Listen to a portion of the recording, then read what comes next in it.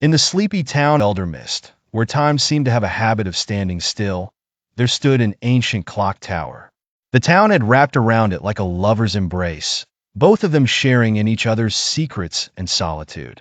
But notwithstanding its age and the layers of dust accumulated over generations, the clock tower ticked with precision, never missing a beat, never faltering.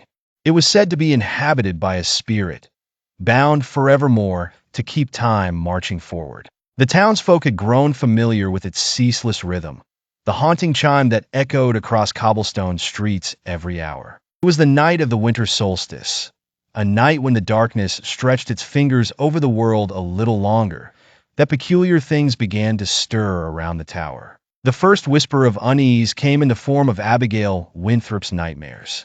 Visions of clock hands circling backwards, pulling souls out of their rightful place in time. Abigail, known in Elder Mist for her strange inclinations and whispered predictions, decided to heed the eerie feeling that clawed at her. She whispered to none but her cat, with whom she felt safe sharing fears few could understand or believe.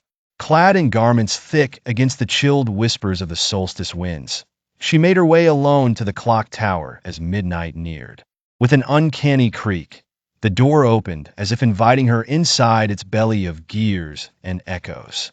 The interior was swallowed by shadow, yet the clock's innards gleamed with a ghostly light, its pendulum swinging like the grim reaper's scythe. Abigail could feel a pull, an invisible hand guiding her through the labyrinth of timepieces.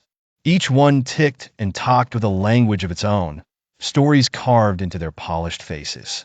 The core of the tower held a clock unlike the rest, a masterpiece of brass and steel, its face adorned with ornate etchings.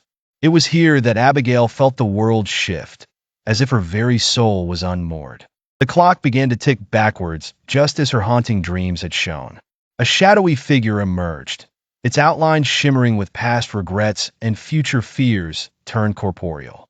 "You seek to betray time," it murmured. The voice echoed like a multitude, voices overlapping, to alter what cannot be altered. Fear gripped Abigail, rooting her to the spot. "I seek only to understand," she whispered. "Understanding comes at a cost," it replied. "Time must never stop, nor run away with itself. Inquire further, and you will find out what it means to chase time." The pendulum increased in its ferocity. The entire tower resonated with its fervent ticks. Abigail saw memories unfold, entire lives that had been. She stepped back, knowing she was not meant to linger in this aberration. As the clock resumed its proper pace, the shadows retreated, melting into the gears and leaving her shaken but resolute. "Perhaps some mysteries are best left with the clock that never stops," she thought as she stumbled back into the night-frozen town, the charnel whisper of the clock fading into the still night air.